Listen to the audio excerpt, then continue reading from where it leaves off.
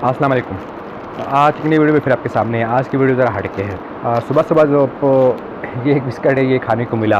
वैसे अपनी आदत के हर चीज़ को ज़रा एक स्टॉप पर रखते हैं, देखते हैं कि ये क्या चीज़ है, कहाँ बनी है, किस तरह है। इस पे ज़रा गौर किया तो मुझे इस पे एक्सपायरी बिल्कुल भी नज़र नहीं आई। मैंने दोबारा भी देख लिया कि शायद मैं रॉन्ग हो सकता हूँ, लेकिन दोबारा भी देख लिया, तीसरी दफ़ा देख लिया, लेकिन इस पैकेट पे एक्सपायरी नहीं थी। इसका मतलब ये नहीं है कि ये एक्सपायर है, शायद उसके डब्बे पे हो, लेकिन ही लेता। वो उसकी मतलब वो होता है। एक दो बंदे अगर उसके लिए एक दो पीस खाने के लिए टाइम पे ले लेंगे तो कोई चॉकलेट केक, कप केक बच्चे ज़्यादा शौक से खाते हैं, बड़ी भी खाते हैं, मुझे भी पसंद है। और भी खाते होंगे सब कुछ। इस पे एक्सपायरी नहीं है, ये तो बड़ा मसला है। इससे रिलेटेड जो बात है वो आपको बताना चाहता हूँ असल में। कुछ टाइम पहले सैलाब की वजह से आपने देखा बहुत सारे मसले मसाइल हो गए, लोगों को तकरीबन फूड सिक्योरिटी का मसला हो गया था। बहुत सारे लोगों ने इमदाद भी करना चाहिए। इस तरह हमारे एक जानने वाले ने हमारे तवज्जुह से कुछ लोगों को मतलब कुछ पैकेज दिया था कि थोड़ा बहुत 5-6 हज़ार का सामान 100-150 बंदों को दिया जाए। वो इस तरह हुआ कि आई थिंक कि वो बहुत सारे लोगों को मिला। हमें भी एक मिला एक पैकेज, हमें भी मिला एक, हम डिस्ट्रीब्यूट करते थे, बाद में हमें भी एक मिला, हम भी घर लेके आ जाए। वो देखा तो उसमें आटा, चावल और चीनी वगैरह थी।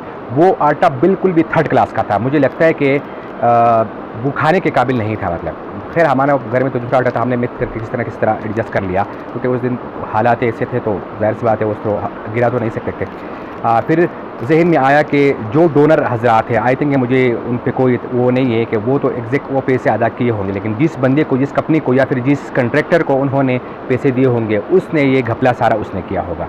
उसने कहीं से सस्ता आटा ढूंढ कर, या फिर अक्सर कंपनी वाले को किसी जानने वाले होते हैं, वो जो एक्सपायर आटा होता है जो ख़राब उनके पास होता है, वो सारा निकाल के वो इस तरह हालात में चलाते हैं। इस तरह के हालात, यानी हम ये नहीं कह रहा करीब कंपनी वाला होगा, या ओवरऑल पाकिस्तान की बात करो। हमारे यहाँ पे बहुत सारे लोग कहते हैं अमेरिका में इस तरह होता है, यूरोप में इस तरह होता है, जापान में उस तरह होता है, कनाडा में इस तरह होता है, ऑस्ट्रेलिया में इस तरह होता है, लेकिन वो हमारे समेत कोई ये नहीं सोचता कि पाकिस्तान में किस तरह होता है, हमारे घर में किस तरह होता है। हमें भी जब कोई चांस मिलता है तो हम भी कोई चांस मिस नहीं करते, मतलब हमें खुद का अंदाज़ा है, लेकिन हमें भी अगर कोई चांस मिल जाए तो शायद हम भी इस तरह करें।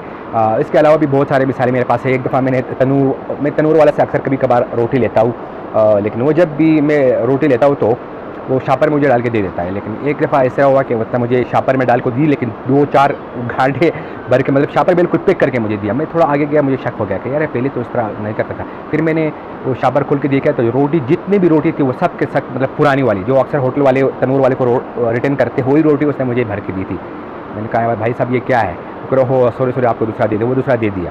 फिर उस तरह, इसके अलावा एक तरफ आप गाड़ी वाले से हम कोई फ्रूट वगैरह लेते हैं, इस तरह भी एक दफ़ा इस तरह भी हुआ कि मैंने गाड़ी वाले को दे दिया कि भाई 2 दर्जन आप सेब वगैरह, सेब थे क्या, आई थिंक संतरे थे। मैंने कहा ये पिक करो, मैं इधर आता हूँ। वापसी पे आए तो उसी ने भी इस तरह बांध के मुझे दे दिए।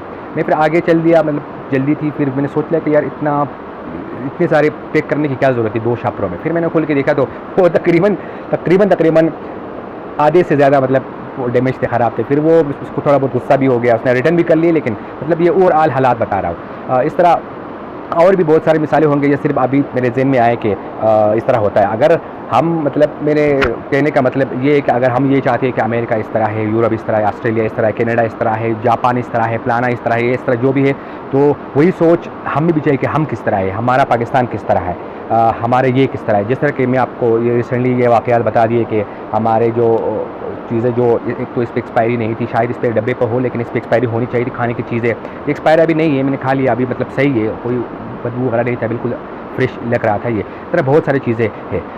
अगर हम अपने गिरबान में देख कर सोचे तो आई थिंक कुछ ना कुछ बेहतर हो सकता है। हम दूसरे पे उंगली उठाने से पहले कम अज़ कम अपनी तरफ भी एक दफ़ा देखें तो मुझे लगता है कि हमें भी काफ़ी बेहतरी आ सकती है।